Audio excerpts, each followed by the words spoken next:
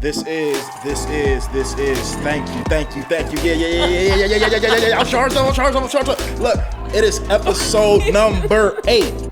Episode number 8. Correct me if I'm wrong. Be visuals. Correct me if I'm wrong. Be visuals. Episode number 8. We right here. It's here. We got the one and only Jasmine Gates in the building right now. Y'all don't understand how I feel. So just welcome, Jasmine Gates in the building. What? This is the Unselfish Behavior Podcast. We in this thing. Do you hear what I'm saying? Please. Huh? Oh, Lord Jesus. What's up? How you feeling? I'm great. That's good.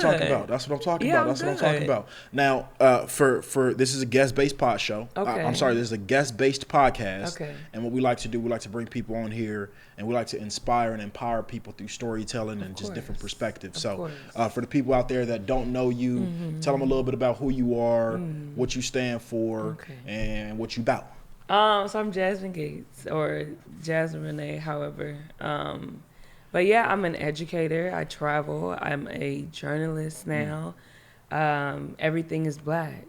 Everything is. And people ask, what about others? I hope I inspire other races to do what I do for my race. That's right. For their own race. But everything is black for me. Right. Pushing the people forward. I work for LAUSD with the special ed department. I'm in the hood. I work at Bethune Middle School. Nice. And then I also work with adults that have special needs as well. A lot of our people are in that population. And I kind of got thrown into it. And then you get into it and you realize how you can advocate. And you see that it's a lot of us.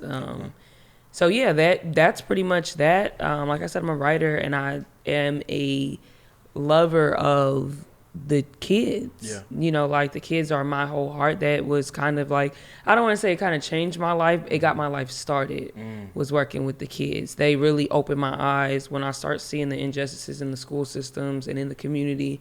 I started having to go back to see how can we better serve them? So then you start advocating for, black men to not being sentenced harshly for crime so that they can be there for their sons, so that their sons then have a better chance of going into college. Got you. You start advocating for, the absence of drugs. You start advocating for when people do get out of jail, for them to come into a better environment so that their kids are more so set up. Gotcha. So that's kind of where my advocacy has, stemmed from, was how can we make the kids better? We make the community better. Right. So it only was right for me to advocate for that. But that's pretty much it. That's it. I write, and I work with these crazy kids every day. Come on. And then I travel. That's my treat to myself, because I do a work. And I think I've gotten to the point now where I do work. I work hard for my kids. I work hard for whatever job that I'm doing. If it's writing, I put my soul into that. So I deserve something to refuel myself so that I can come back and be better for who I'm serving. Love it. So love it. I think we need more people like you out there. Just for me, and a huge part of having you on here is to just show the importance of having representation, black representation, especially in our communities, and in particular black kids. I'm doing a lot of the same work, the same type of work, just working in the inner cities. I'm working in Watts right now. I also work in Inglewood at Kelso Elementary. And what I realize is, and I'm sure you realize this as well, going into these schools, this is what actually fired me up just now before we start filming just this topic. I found myself, let's talk about Watts real quick. Okay. I found myself first day of school this semester, okay? I go up on this Watts campus. We right in the PJs. I'm working at Revolt Academy. Okay. Revolt Academy is a middle school that's attached to 112th Street Elementary School in Watts. And my first day working on the campus there, I noticed all these black and brown kids, and every last teacher that was on this campus was blonde hair, blue eye, white woman. Right. That just immediately, that just rubbed me the wrong way. And it has nothing to do with it being a race thing. It has everything to do with it being a representation thing. And I feel like putting myself in those kids' shoes and being born and raised in the hood, and then doing the type of work that we're doing now, I'm able to see the importance of having representation for them. And having people around them that's educating and pouring into them that actually look like them, that can relate to them on a personal level, on an education level. How important is that for you? And have you experienced that as well, to where you go into these inner city schools and you you see it's a lot of just white folks up in there, you know what I'm saying, teaching our kids. How you feel about that? So for me, because, you know, I'm pro-black, but then Right. you become pro-black and then people are like, oh, you're too much of this or you're Right. too much of that or you're just passionate. So then it made me step back and say, well, no, I really am feeling this thing. Right. How can I validate my pro-blackness, the need to be pro-black? Right. So you look at kids, their statistics, black kids that have black educators between kindergarten through 12th grade, at least one have a 13% higher chance of going into college. Wow. So those are facts, right? That's huge. So if those are facts that are being proven, why would we not move in that direction, right? Right. So it jumps up over 20% when they have two between K through 12, two black educators between K through 12. So for me, it's not that I'm going to come in and say, oh, I'm pro-black and I need you to educate. I need you to employ black teachers just because you need to employ black teachers. It's our black students are not being successful. How can they be successful? Where statistics show that if you put a black educator in the face of a black student, they'll do better. If you put two black educators in the face of them between K through 12, they have a 30% or higher chance of going into college. So when you hear those facts, why would you not try to be or put more effort towards the success rate of our children? Facts. So it's not even about me being pro-black. It's about me looking at facts, me looking at numbers, and going, okay, if they're not being successful, what makes them successful? You said representation, so let's go to the numbers. 13%, 2 jumps to 35, about around that percent. So it's like, yes, that makes sense. You know, outside of just, oh, well, she understands him. Because that was a lot of like the language that I use. She understands him. She can, speak to him on a different level. But it's like, no, because people don't think that that's valid. People don't think that, because you'll have Hispanics, right? Right now, Hispanics, you'll see in LAUSD, they're implementing a lot for ELD for children that are English is their second language, right? So they have that, and that's very valid. But then at the same time, it's culture. There's a lack of culture for black kids as well. We just don't have the language barrier, so it doesn't seem as serious because you can understand the English that I'm speaking. Right. So when you come with facts, it's like, oh, okay, let's put that on the table. Let's look at how our black kids can be more successful with these facts. Gotcha. It may not be a language barrier, but it is a barrier. Got you. So that's kind of how you have to come at it with numbers. Right. That makes a lot of sense. While you're talking, I'm thinking about, when I did go to New York for those 6 days, I went out to New York and I got booked to come speak at a Boys and Girls Club in the Bronx, Boys and Girls Club, 2 Boys and Girls Clubs in Brooklyn, and then a Boys and Girls Club in Harlem. Okay. And one thing that I really, and these are a room full of boys, right? Room full of middle school age boys. Okay. And one thing that I realized is that a lot of the issues that they talking about is very similar to the boys that's out here in LA and Inglewood, Watts, South Central. And for me, I feel so obligated. I feel like it's my duty. Yeah. Like I can't just look at these young dudes struggling and being misunderstood and just sitting back and not doing nothing. What inspired you to want to serve the young boys in particular? Because for me, as long as I've known you, not to say that you don't advocate for the young girls, because you do and you represent very well, but you have a special passion for young black boys in particular. What did that stem from for you? I mean, I have 3 brothers, and then there's, my father, of course. So I grew up in a house, and where I was taught, I was raised loving these 3 boys and my father. It was just me and my mother as the females in the house. So when I get into spaces, I mean, people used to say my brothers are bad. So I have 2 brothers, one brother that's 5 years younger than me, and then I have 2 brothers that are like 11 and 13 years younger than me, but they're 2 years apart. So they, when they're together and they get to going and stuff, you might say like, oh, they're rowdy or they're bad, but no, they're boys. Gotcha. You get boys together, they're just being boys. So I've always been that, no, don't tell me my brothers are bad. They're just playing with each other. That's it. And I've learned how to deal with my brothers. I've been able to keep my brothers in check even now today. So when I got into being this educator, it just came natural for me to be able to deal with them. It came natural for me to be rough with them and understand like, no, this is what you need. And then I think there's also that nurturing part. So it's a roughness and then it's a nurturing, and they respond well to that. That makes sense. And it just, for me, it feels comfortable. It's really comfortable. And girls, it's a reflection of myself. Right, The girls right. have attitudes and stuff, Right, right. and it doesn't. You got work. attitude, Jasmine? Come on, man. It is, and Yeah. I mean, now I've been in education since 2016. Mm-hmm. So now, even this year, it's just been a huge shift for me. It's been a lot of stepping back. It's been a lot of whispering. Like, if you want to keep acting up, I will drag you down to the wisdom. office. Yes, That's wisdom. It is. Yeah. So it's not me yelling. I don't have to go up and do, X, Y, and Z unless it gets there. But it's a lot of, okay, I see your attitude. Mine is bigger. And I don't have to show my attitude. I just have to make them believe it. That's huge for me. Talk a little bit about that. It makes me cringe in a sense when I see adults, grown adults, lose complete control over themselves and trying to reprimand a child. Right. Like, hear what I'm saying? Like, it's people that's watching this that have an issue with this. Like, I cannot wrap my head around how you can allow a child, a kid, to get you that angry, to where, like, I see it all the time. Like, working at these schools, like, these teachers yelling, like, yo, pink in the face, like, black teacher at the school I work at and watch, just like screaming. You could just tell, like, okay, her day about to be dumb fucked up after this. Like, she taking all this energy home. You know what I'm saying? So, like, I'm under the mindset of, like, okay, it's other options. Okay, so when they at school, they ask Q all the time, Coach Q, how do you, my first probably 3-4 days, I had the principal of the school, Watts, come up to me, yo, how do you have 40 kids over here completely compliant?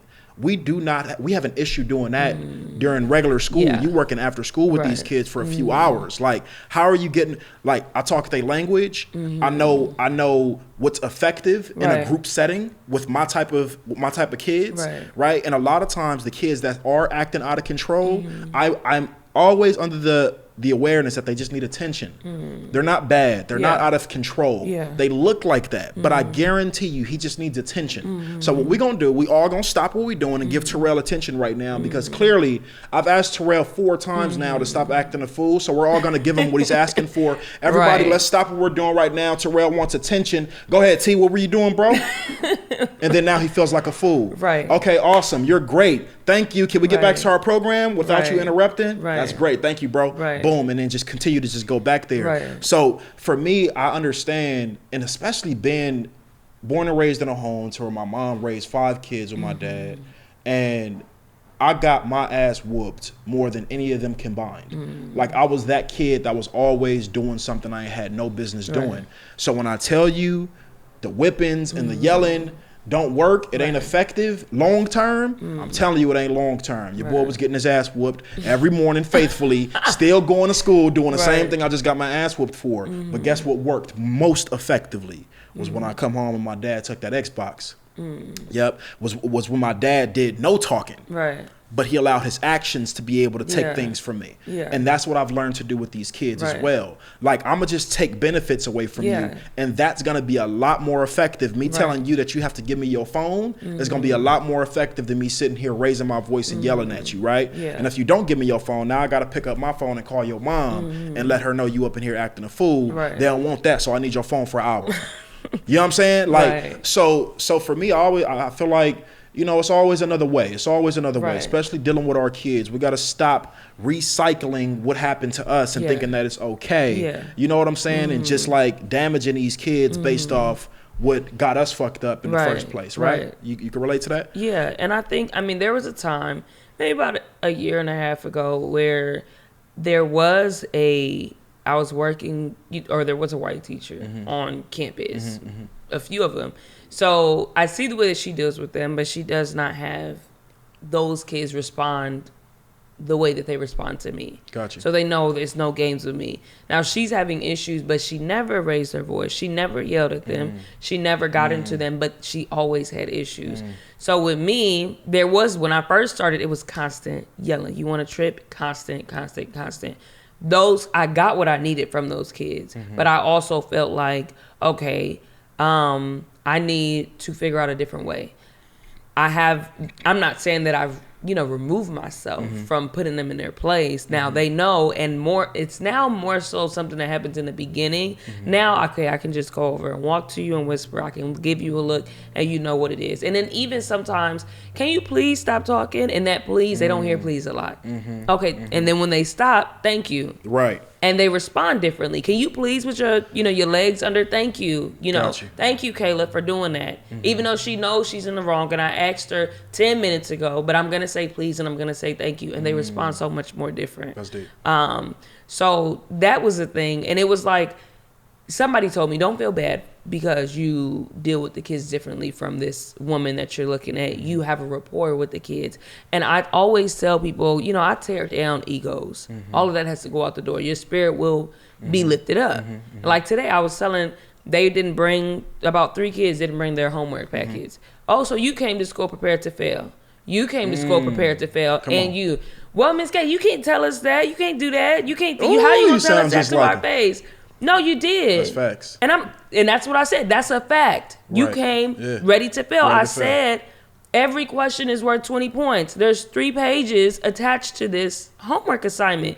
You came ready to fail, and that is a fact. I can't get in trouble for saying a fact. Okay, I'll bring it tomorrow. Right. Okay, but you came ready to fail. I want you to feel that. You're being a failure today. You couldn't bring your homework. That's facts. That was your only homework, was to bring it back. You came ready to fail. Didn't prioritize it. That's real. That's and that's how you have to talk to them. You have to make them figure out those words that'll make them feel it. It's not, you're being dumb today, you're being stupid. Right. You didn't come ready to learn? Oh, okay. So you're showing your ignorance. Got you. And that ignorance, I'm not. No, you're showing your ignorance. Like it. There we go. You can't read? No, I can read. Well, why aren't you? I don't want to read out loud. Oh, because you can't. No, I'll read. Oh, okay. I got you. You got to get them. I love it, though. I love it. I wish we had, more us's growing up, you know what I'm saying, in our schools. We're going to switch gears a little bit because I'm very interested in hearing about your travels. Okay. I know you started traveling a few years ago abroad, and, obviously with you being a journalist and just, you more just like an adventurer to me, like you just, which is dope. I think we need more folks like you, from our communities and from our towns and cities, showing these little kids the importance of traveling abroad and getting over them seas. Talk to me a little bit about how that started for you, the first place you went to, what that experience was like, all that good stuff. Well, first place was New York on a solo trip, like just as an adult by myself.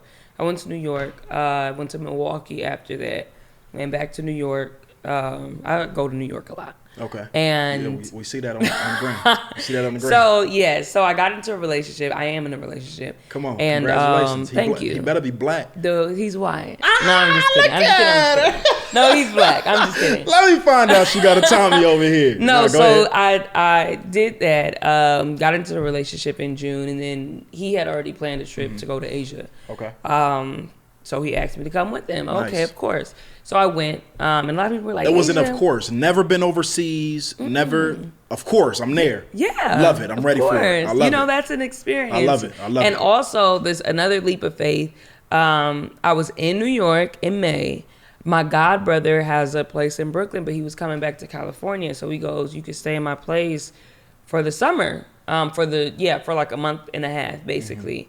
So I'm like, what? And he's like, yeah. So what this is a trip to New York for the summer. Okay. And all I have to do is pay for a flight and my food when I get there. Yes, ma'am. So I talked to one of my old English teachers, and I was speaking to his class. And I was just like, yeah, I don't know if I'm going to do it. And he looked at me, he was like, you better go out there Crazy and do it. Girl. So I did it. I left for 2 months and a half. I left LA. I went to New York for about 6 weeks. I went to Asia for about 4 weeks. And I came back, got right back to work the next day with the kids. Gotcha. So Asia was different. Asia was a great experience. It wasn't, to me, it was like, okay, I'm an outsider. They love. You went by yourself. You went with him with my and his boyfriend. family. Yes. Got you. So, got you. So we did that, and it was different. Of course, my first time overseas, first time using my passport completely.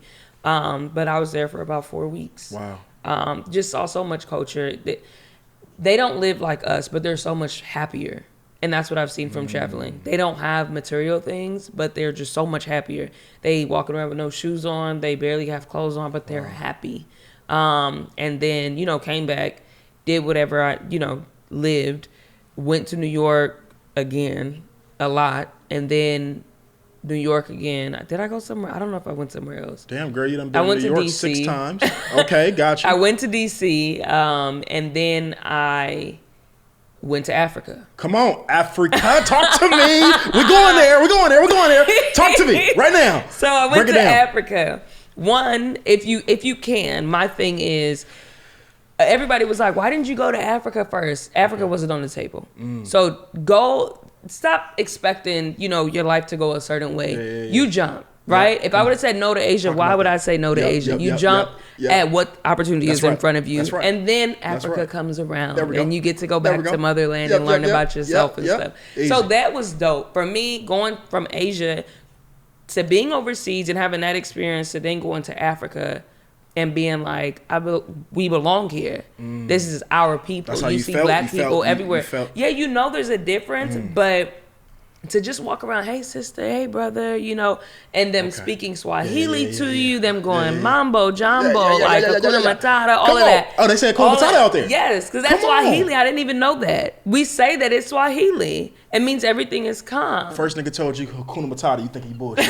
Right. Come on. No, but it's Swahili. Okay. So Swahili is a beautiful language. Wow. So I went to Kenya. We went to Nigeria. Not Nigeria. We went to Kenya, Tanzania, Ethiopia, and Egypt. Tanzania, Ethiopia, and Kenya are Black. In Egypt, they're Arabs out there. So you go out there and you don't see Black people. So this is the end of the Africa part of the trip, because I also went to Jordan and then to Denmark and Dublin. But you go after being in 3 countries where you see Black people. So Ethiopia Black, Kenya Black, Tanzania Black, and Tanzania is my favorite. Come on. There's no book out here that I've seen that shows Tanzania as beautiful as it is. Come on. Go look on my Instagram. Gorgeous. At Gates Presents. Come on. The water is beautiful. You see these little Black boys jumping into the water, speaking Swahili. I saw that video. Beautiful. The boys jumping in that water like that. This is me getting off the plane. Our Airbnb was literally 2 minutes from the water, and you said I have this left for little Black boys. I'm sitting there and just bliss in heaven. Come on. So that's a thing. So then we go to Egypt, right? So then that's here. Yes, that's that. So we go to Egypt. No Black people. You don't see Black. We don't Black people out there. Arabs. Yes. Okay. So you go out there and one of the guys, he's like, "Oh, where have you guys been?" We go Kenya, Ethiopia, and Tanzania. Oh, you were in Africa, and I'm like, Egypt, Africa? In Africa? It is. Right. So I'm just like, we're in Africa. But, there's this thing of they've, wiped out the Black people. And there's a small part where Black people are. Yeah. So they feel like they're Middle Eastern and not Africa because Africa is Black and they're not Black. So they've tried to disassociate. But the great thing about it is people go to Egypt to see the pyramids. People go to Egypt to see the Sphinx. People go to Egypt to see the tombs. All of that is Black. So when you're here, you're like, oh my gosh, the Blackness is erased, the Blackness isn't erased. Because the only reason why they're able to make money is because of what our ancestors built. And you see those pyramids and it made me look at them, not like they're less than, but it's like, who built this and who put this here. And that nobody is coming out here to see anything that you guys have. Everything that you sell is Black. So it's like, I don't care if you're taking up space here. My ancestors did something so great to the point where it outlived them. And it's going to outlive us. It'll never die. Because you see them pyramids, those things are massive and beautiful. I couldn't even imagine. The tombs, you walk into the tombs, one tomb is huge just for one person. So it's like, if they died like this, how are they living? So that for me get my ass out there. Was big just to see that, because a lot of people, I came back, well, what about Egypt? I heard there's no Black people, but it didn't matter to me. And I felt so proud to know that my ancestors built this, even though I don't see anybody that looks like me around. You can't erase the Blackness that is in Egypt. It's beautiful. It's just massive. So, that was a thing. But to go out there for the kids, and this will be the last thing I say about that, for the kids. So I, went to Egypt, came back, started working. I went to Africa, came back, started working. I'm with the kids, and I'm like, they don't know who they are. That's why they act like this. Their parents don't know who they are. They don't know that they come from greatness. They don't know that. So that's why they act like this. And I'm coming from somewhere where I went to a school in Tanzania, I visited, and the kids are learning 3 languages. They are sitting there quietly while the teachers are in a meeting, and they're doing their work, and they're behaving because they know where they come from. That's a huge lack that we have in our community. Wow. And yes, I can get on the kids, but then also we have to do like the legwork on the back end and remind these kids of who they are. They don't know that they come from kings and queens. That you would act different if you knew that you came from Absolutely. that. You have a sense of pride. That's a big takeaway for me. Right. That's huge. That's a big takeaway. I think it's important. The only person that I've ever seen in my life, to travel abroad is my sister Coquise, and she all over the place. Yeah. And so to see you as well, thank you. I don't think I know anybody else that's really doing it like you just did it. You know what I'm saying? Yeah. Like you was really out there experiencing culture on a 12 deep countries. level. That's wild to me. And you only starting. Like you ain't even scratched the surface, right? Thank For you. what you about to do. Come on now, unbelievable. Thank you. I want to switch gears one more time and just talk a little bit about, what went on at the Revolt Summit in Atlanta. Okay. I watched the whole entire thing, 1 hour and some change from beginning to end. You're talking about the Revolt Summit with the Trap the Vote. Okay. They having a little debate up there, you know what I'm saying? And Killer Mike and T.I. and T.I. told her she wasn't talking about shit, started with some bullshit. That whole little vibe. Right. It was very, very, very interesting. And you know what? A couple years ago, Jasmine, I don't think I would have been able to watch that. And I'm going to tell you why. I'm in a space now, and I think I told you this before I went to New York, to where I'm really able to genuinely sit at the table and want to understand different perspectives. Yeah. You have to get there. Without judgment. Like, I'm really interested in seeing why you believe what you believe in. And what I saw was just a bunch of black folks with just different perspectives, right? Just different perspectives. Right. I don't think anybody was necessarily right or wrong. I think both sides, all sides, I think hit some good points. Yeah. But because we are such an emotionally driven people, once somebody say anything in alignment with a side we're not in agreement with, you hear all the boos and the and so I'm listening to this. What was the sister's name? Candace Owens. I'm listening to Candace Owens speak like under the boos, and I'm not hearing her say nothing too crazy. Like nothing too crazy. She just coming at it from a different angle. What was your feedback on all of that? I think I saw you post about it around that time. It's funny because I was thinking about you while I was watching that. Like I could actually see you up on that stage representing, for the culture and for the people. But what's kind of your feedback on that whole little summit? T.I. and Killer Mike, they really acted like dicks. Yeah. They did. I think, for sure. Okay, so this is something that I haven't really said, but the moderator didn't do a good job. Killer Mike is not the leader. He's not, Farrakhan. He's not King. He's not Malcolm X. He don't get more time to speak than anybody else. He got way more time than So everybody. then you have Tamika Mallory, who's doing work, who is being respectful, and then you cut her off. But then which one? I'm sorry. Which one? Tamika Mallory was the one that's on the end. Far left. Yeah. Got you. So she started speaking more towards the end. My thing was Candace. So one, emotionally driven. Yes. T.I.'s comment was that just got black people riled up. Oh my gosh, she said bullshit. She was right in saying that. Right. If you look at Diddy, when somebody was talking, right? No, Candace Owens is talking, and T.I. goes against what she's saying, right?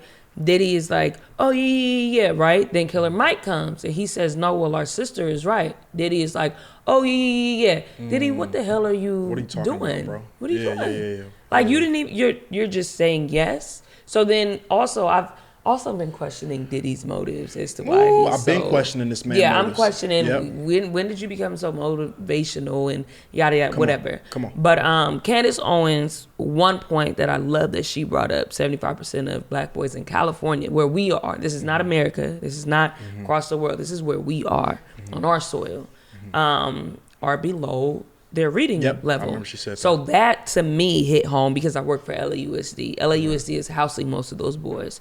I will put money on that. LAUSD is housing most of those boys, and that's where I work. So okay, that means there's a work to do. That was good. What she said. Killer Mike's comment as far as the Waffle House thing when Tamika Mallory, because Tamika Mallory has been advocating for the woman, and her name is hard to pronounce, so I don't want to butcher it, but the woman that was basically assaulted at the Waffle House, and he goes, well, no, we should just stop going to that one. So first of all, you shouldn't be eating Waffle House. Let's go there. That's first and foremost. Second of all, you're fighting because you're saying that they employ felons, that we should continue to go there when the police are coming in and abusing a black woman. You think we should still sit there and eat there? Right. So then that goes to also like with the NFL. You have a lot of, I don't know if you still watch, but you have a lot of black people. I haven't really been into NFL that are still watching the NFL. It's that thing where we're so attached to things that don't serve us that we couldn't even turn off our TV on a Sunday, do something more productive because we just don't want to. Right. So that comment that he made, it really like threw me through a loop. Like, but if something happened to you and your kids, you would make a documentary and tell everybody to stop supporting it. So that kind of drove me through. Candace Owens, she says a lot of off the wall stuff. She says a lot of coonery, but it's to the point where it's like, facts are facts. So she knows the facts. I think is a little misguided. It is. But like somebody was saying, we have to all sit down together. Not all black people are the same. And that conversation has to exist, even if you do have a black person supporting Trump. And that's why that's why I loved when Killer Mike said, you know, basically fuck what everybody's talking about. Let's take the good of what you got, the good of what you got, the good of what you got. And sit down. And come up with a 10-point plan and then present that to Congress. And even T.I., like because the guy came up and he was like, we need our own. And T.I. was like, well, that takes time. Well, put the time in. Y'all have the money. Diddy can put together a Revolt conference, put together a conference where you guys make an agenda. I think the conversation was good. I don't really know why the other two people were there. They didn't really need to be there. The light-skinned brother? Yeah. Yeah, I don't know. He was just like holding up space. And then the other lady, she was just holding up space. Because she was a Trump supporter along with Candace Owens. But yeah, I do think, I don't know why T.I. was up there either. I don't know why he was up there. Yeah, you know, T.I. be on his Instagram. Right, like he uses big words and black people are like, oh, we'll put him on the panel to discuss politics. He's a rapper. Not that rappers should just shut up, but David Banner, D.L. Hughley, you know, if you want to talk about culture, DL would have been heavy. T.I. Come on. Get your house together. Get it together. Get your house together. Because we all see it. You got a reality show. Come on.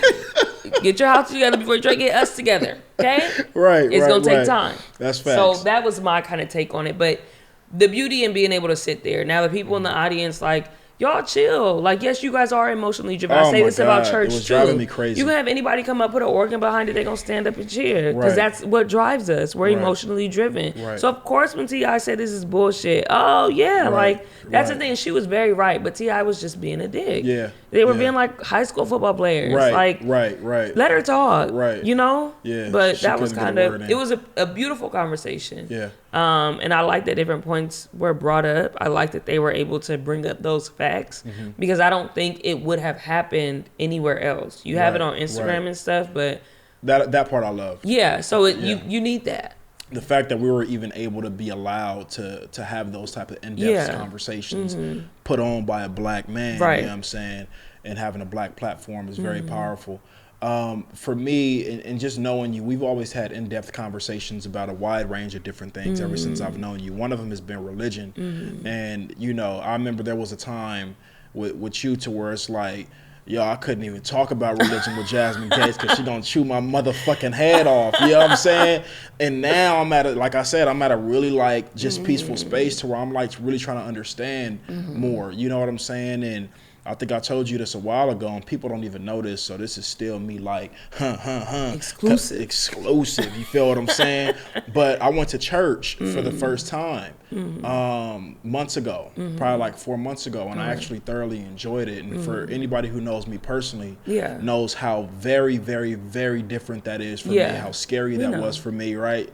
And I also went to a Muslim mosque. I went to the mosque on Vermont, invited by my brother Alaz, aka Vincent Muhammad. That's my brother. Had to shout him out. But yeah, I went and I thoroughly enjoyed that too. That's good. And I realized that, wow, look at the beauty that's available when you allow yourself to have an experience for yourself without hearing the chatter and without making a decision based off other people's fears, based off other people's experiences. Here are these two places that I grew up thinking that were completely out of control, and people doing backflips, and you know what I'm saying? Like, I'm gonna go in there, there's gonna be granny shaking, catching the Holy Ghost. Like, nah, I went up in there, brother was talking about a good word, you know what I'm saying? Went up in the mosque, I felt like a revolution was happening, you know what I'm saying? And I was in the right place. Like, they are just really black. Like, it just got me all off guard. Like, yo, my brother, how you doing, my brother? Even though my brother is really black. Like, you know what I'm saying? With a bow tie. I just felt so enlightened, because when I went to the mosque, Jasmine, what blew me over the top was seeing non-black people in there, seeing Hispanic people in the Muslim mosque. I didn't even know that was possible. I think they just don't let white people. They just don't let white people in the building. So I'm like, okay, that's interesting there. They're like, yeah, like if you Hispanic, if you Asian, if you black, you cool in here. You come up in here, but if you white, unfortunately, you just cannot. Hey, you can support us on the sidewalk, but you cannot come up in here. Unfortunately, you cannot come in here. You cannot come up in here, and that was just beautiful to see, just because I get fired up, Jasmine, off seeing unity amongst our people. One thing that I'm really sick and tired of, is disheartening, it saddens me, is me still at 28 years old and being enlightened and seeing different perspectives in the world, still getting mean mugged in certain areas in LA. Like, I'm in Mike's Deli. I'm not sure if you know where Mike's Deli is at in Inglewood, the world famous Mike's Deli. The one and only, grab your man's a sandwich. Next time he come to LA from Mike's Deli, I guarantee he's going to propose to you the same day. That's neither here nor there. So what I'm saying is this. I'm in Mike's Deli in Inglewood last week. Brothers come in. I'm in there chilling with my girl, waiting on my order. Brothers come in, obviously with the energy, you know what I'm saying, with the fuck shit. And I'm like, I'm just sitting here, bro. Like, I just want to eat. You feel what I'm saying? But you could feel the intimidation factor that we naturally try to put on ourselves. And it's like, yo, bro, like, I can't help the fact that I'm stocky and black. Like, this how I look, bro. I don't gangbang. But they didn't say nothing to me. But just the energy, like, I'm born and raised in LA. I know the code. I know how they speak. I know how we move out here. But I'm so sick of that. Like, I was sickened by it. Like, yo, this is a sickness. For you to come in a place and just constantly stare me down, and I'm literally like, yo, brother, like, that's a problem. What's the difference? Like, how can we address that? How can we address this stigma of, like, I think it's self-hate, I think it's rooted from self-hate, but I can't tell my brother that, because he wouldn't even know what that means and how far those deaths actually go. And then once you start talking about slavery to a street nigga, he gonna think you part of the Nation of Islam, and you try to sell him B-pop. Like, how do you get it through? Where does it start? Is it conversation? Is it simple? Is it as simple as a greeting? Is it as like, how do us as black men really start working towards breaking these generational tension, I'm gonna call it, amongst each other? And I'm sure you've experienced it as well. I mean, that happens amongst black women too. I don't experience it as much. So one thing that I've also had to look at myself for is that we go through things, and so I've done groups with women, and like I said, we go through things, and they'll be like, what's the issue? What's the issue between, why can't black women get along, right? Well, because black women are always looking at me up and down, or when I walk up the house, it's X, Y, and Z, it's this and that. okay, so if every black woman is looking at you up and down, or everybody in here has a story of that, that means that everyone in here has done it, right? Because it can't happen just on one side if we're all black women, right? So then I've also had to look at myself and go, you have to change like your adhesive sometimes. And sometimes it doesn't even mean that you're coming in with the energy. Sometimes it means you lower yourself a little bit. Sometimes it means you just be an example. So I often tell people that when it comes to the kids, because I work so closely with them and my heart is really connected to them, I'm able to see community stuff on like an infant scale with them. So with them, I can't go and say, hey, yo, you got to stop gangbanging. You know why? Because their dad did, their brothers did. I can't compete with the men that they look up to. Or they actually doing it still right. in the so house. I can't, compete with that. But what I can do, follow me on Instagram, and then I'll have to check myself like, okay, if this is something that I'm going to do, I'm going to allow my kids to see me in this space, I also have to be responsible in this space. So yes, I'm going to talk my pro-black stuff, but then we're not going to act a fool and act crazy. And then that in turn changes my life over to not acting a fool or acting crazy, period. It holds you accountable. But I'm in front of them. They would see this once I post this. They see me traveling. They see me doing the radio. They see my articles. Miss Gates has articles that are on the internet, and that does a lot for them. You're on the internet. I can pull you up. I can type your name in. Yes, link. Let's do it right now. I'll pull it up. They had some of the kids' parents were listening to my shows, right? So I'm letting you come into my life, but I'm not coming in as I've been to 12 countries. I do radio and I write. I just want you to see what I do. There we go. I just want you to see me. That's it. And you actually do more for me than I'm doing for you in my perspective. So I think a lot of the times we have to change like how we come into things. And yes, I might look at like a hood chick and be like, yo, she ain't got nothing on me. Like she ain't gonna be nothing. No, but you're my sister at the end of the day. I'm here with you. It don't matter if you come in looking crazy or not. I still have to be here with you. And I have to speak to you. So even just speaking sometimes, like that just dispels things. That just breaking that, hey, how are you? Are you good? And at work, that's how I speak to people. Hey, how are you? Are you good? Yes. Okay. Like I'm happy to see you. Or how was your weekend? Just asking those things. You could hear my voice, and I think my voice has power. Absolutely it does. And it's to the point not where it's gonna knock people out or anything, but I think it resonates with people. I know that. So I use it.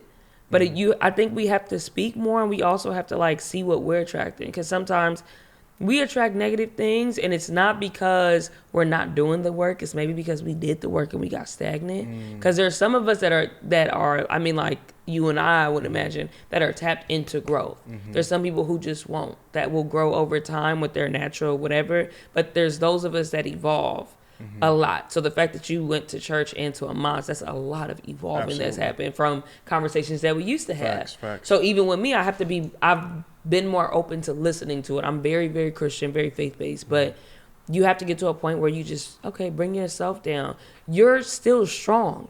You're still strong. Your voice is still strong. People will still respect you. But if you can bring yourself down and bring it up, if you know how to change the volume of yourself, that's more powerful than you just being powerful all the time. Facts. You have to know when I'm talking to the kid, you were wrong. I mean, I was wrong. You were right. Okay, I got that. So now let's move forward together. That's kind of the thing that you have to do. That's huge. That's huge. One other thing I want to kind of get your perspective on is dating. And you've always had an interesting perspective on that. Have I? Yeah, you have. Tell me about these perspectives. Just in regards to black dating, if you will. Okay. I think me and you have always agreed in this area, but I think it's an important conversation to have for people, just because it allows people to see a different perspective. Yeah. Both of us are very pro-black, and one thing. Are you? Absolutely. I'm just kidding. Stop playing with me. You know what's funny though? One thing that I've learned. I work with a nonprofit organization called African Coalition, and they put together workshops and stuff like that centered around mental health for Black and brown youth. And I spoke at a summit, and I mentioned the fact that I was pro-black during my introductory, my introduction, and I found myself about to defend my statement. What do I mean by that? I mean, have you experienced before apologizing or feeling the need to apologize because you saying you pro-black. And mind you, this is years ago, right? And I caught myself in that moment, and I didn't backpedal it, but it was an interesting awareness for me after my presentation. Wow, why did I pause after that? Why did I feel the need to say to feel like I had to say something after I said I was pro-black, as though I offended somebody in here? And one thing that I've learned is to be unapologetically pro-black, and to feel like a sense of pride, because it's enough. They've already stripped away our whole entire culture. We don't even know where the hell we come from. We don't have our natural names. We don't know who we are, nothing. So at least I could do is to be proud about being a black man, right? About who I am. You know, but in alignment with the dating, talk to me a little bit about your views on interracial dating. Why are you smiling? Why are you smiling? Because you know people about to be hitting up my DMs about what I'm about to say. They about to go but everybody knows how I feel. Everybody knows how I feel. People be so surprised every time I post. I'm like, why are you surprised? I made a post about interracial dating one day. I'm on there dying laughing, just reading the comments. Right, why are y'all surprised? Y'all know. They got their picking torches, all that. Come on. They always coming for me for that. Like, no, and I'm very firm in what I believe in, right? As you should be. So it's beautiful for cultures to marry within their culture, right? I agree. Also, let's go facts, right? Because now I'm not going to say, oh, I just feel like black love is beautiful. No, I have to come harder. You got to come with the facts. Yeah, so then talk to me about how we can say black is beautiful, black is excellent, all of that. But then when you lay down and you are creating or procreating with another race that is not black, and then your child comes out, and let's say it's a black man and a white woman. Your child comes out and he's a man, right? And they say that a lot of times the child will end up marrying someone that is like that opposite sex of the parent, right? So then he goes and he gets him a white woman. So now instead of the black father being 100% black, his child went from being 50% black to now having a 25% black child. You have wiped out blackness in 3 generations, right? So that's, for me, what it is. We say we're pro-black, we want to populate our race, but that doesn't populate our race. That populates the mixed race, right? Because that is a thing. I also think, so... What do you say to those people? I can hear them right now. I can hear them right now. I can hear them right now. What, love is love? No. Okay. I ain't doing all that. So what... Go ahead. What do you say to the people who say, well, the melanin trait in black people will always overpower the non-melanated pigmentation when you're making babies, right? So basically, I've heard people who are mixed say this: my mama is black, my daddy white, but I'm black because the melanin overpowers whatever the case may be. So I still got kinky hair, I still got big lips, I still got blah blah blah. I'm just a little lighter. What do you say to people that's like, yo, I'm still a black queen? So okay, so what does that do now to the white parent? Right? Because we love our parents, right? So what does that do now to that parent where you just disown your race, right? You disown half of your race. So let's be very real. You have to accept who you are. You can't just say that you're black and not accept the Hispanic part of you, because that is who you are. There is a lane for mixed people to celebrate who they are, and it's beautiful. I have cousins that are black and Filipino. One of my cousins, if I was walking down the street with her, you wouldn't, and I said, this is my cousin, you wouldn't think she's my cousin. Now, if you look at us, we kind of look like a little bit. She's straight Filipino looking. You know, like she doesn't look like me. She also has not experienced what I've experienced. And I've had a conversation with somebody years ago that we both know them. And it was one of those things. You're a mixed black and white woman or whatever, but you haven't experienced what I've experienced. You're talking about. You haven't experienced what I've experienced. And my cousin hasn't either. Her father is just as black as my mother, but she has not experienced what I've experienced. And I'm not trying to say, the struggle, but even the beauty in being black. She hasn't experienced that.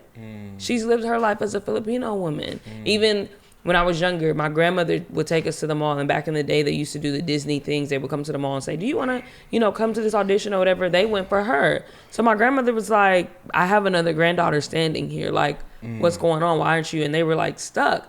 I didn't realize what it was in that moment, but right then and there, but she got it. Not that it was something that I needed, but she got the good thing, right? They left me out of it because I'm experiencing life as a little black girl in that moment. She's a little Filipino girl with long straight hair, you know, lighter skin. Right. So that's kind of the thing with that. But so can one be, this is your favorite question. this is not my favorite question. Can one be pro-black and date outside of their race? I don't think so. I don't think so, because this is the thing too. So I'm going to share this story. I worked somewhere and there was a man, he was black, and we talked about pro-black issues all the time, right? And this is years ago, we ended up, you know, talking, and we would go out and stuff. And I thought it was going to be a thing, right? I'm not going to say what I found out, but he is now married to a white woman. I felt in my heart as a black woman very kind of like bad because the white woman was around initially, because I was his black fix. Right? So he loathes to lay down with this white woman, but then at the end of the day, you're coming and speaking to me, you're calling me about black issues. So like with the Botham case, right? Those type of things, you're talking to me because your woman can't relate on the level that you're trying to relate. So if she can't serve you, if you're pro-black and you have these ideologies and you want to have these conversations and she can't serve your mind, why are you laying with her? Why are you having children with her? So that was my thing, where don't come for the black woman because of my intellect, but then not want to have children with me or not want to marry me. Absolutely. So then a lot of these black men that are dating outside of their race have black female best friends that they call when their wife can't have the conversation. So why couldn't you just go wait it out, go get the black woman, right? Gotcha. Instead of you having these intimate conversations, because I'm feeding your intellect and your soul, and your wife cannot. Right. That's a thing. So I don't think you can be pro-black because she's not going to be able to have those conversations with you. Right. And I know they're thinking. Hit me up. Gates Presents on Instagram. Hit me up. I want to talk. Look. Hey, you better hit Jasmine Gates up, because guess what? You goddamn right. We're going to post her Instagram right up under there on the YouTube. Right. It's going to pop on up. You know what I'm saying? Ooh. And we're going to make sure y'all be able to follow her. Yes. But I know they looking. They want to know King Q's perspective. Yep. They want to know. The people want to know what King Q thinks about interracial dating. Yep. Y'all want to know about what I think about if you could be pro-black and date outside of your race. I'm going to speak to you from a perspective that I have adopted, that I have grown my truth over these past few years from looking at it from my lens. The answer for me authentically would be no, right? And I laugh because I think it should be a common sense answer, and I'm going to break it down. I'm going to break down my reasoning. Okay. As a black man, I think the highest form of commitment to your race is your commitment to your woman. Yeah.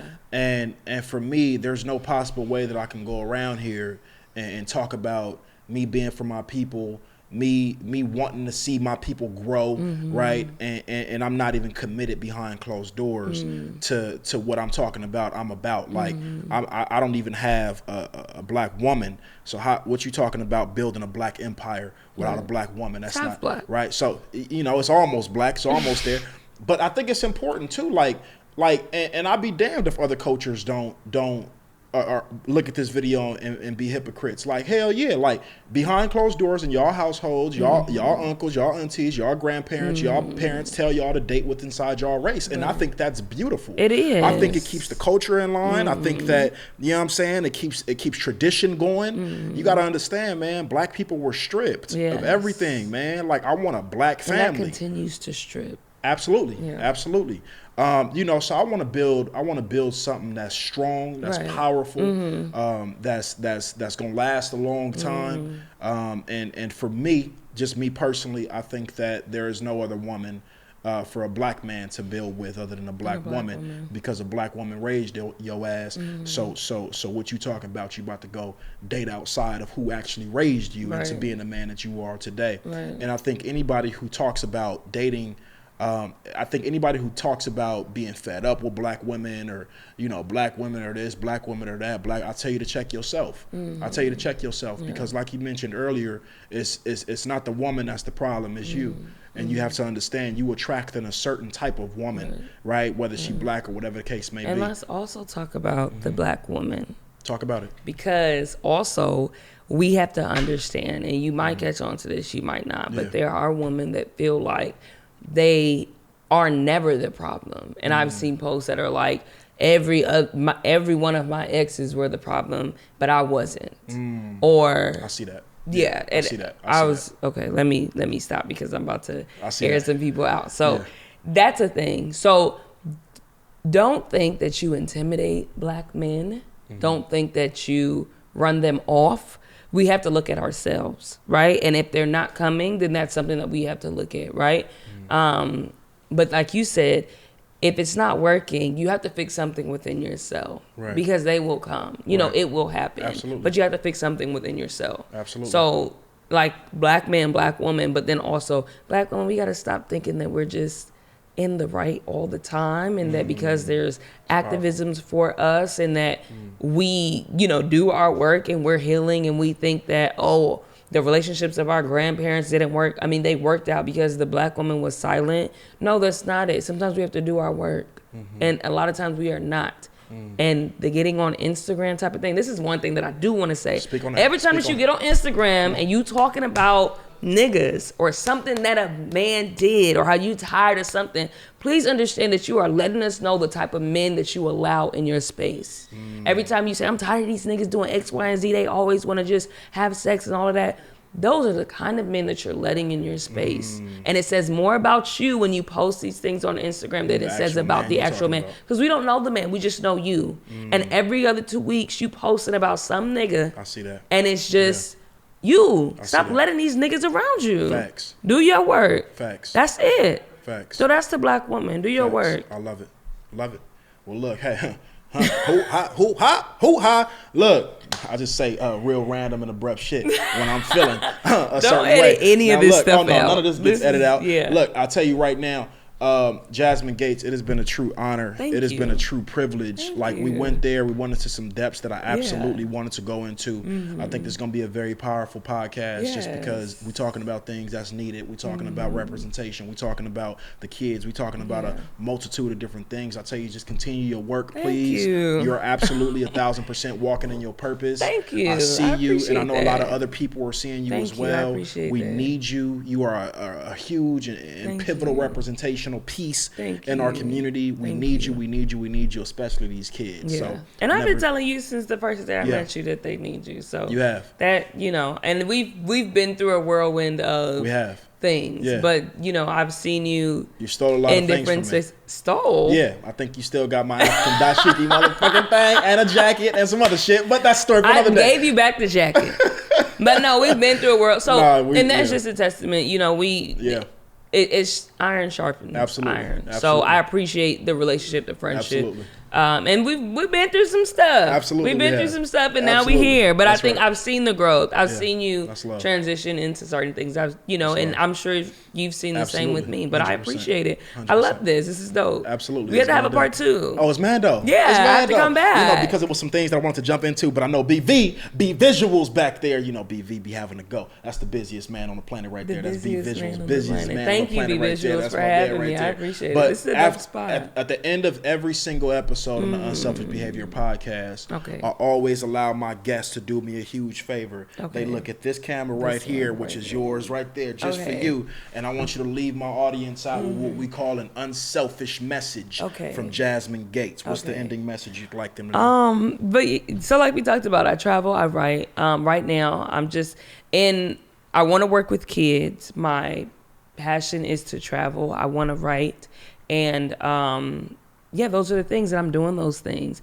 And I just think that you guys should take the leap to jump. Go do what it is that you want to do. Sometimes it might not look exactly like what it's supposed to look like, but eventually it will. So like we were saying, the Asia thing, like, of course, Africa would have been my first go-to, but a year later it comes. So that thing that I wanted so much, it ended up coming, and I was able to go to 4 countries on that continent.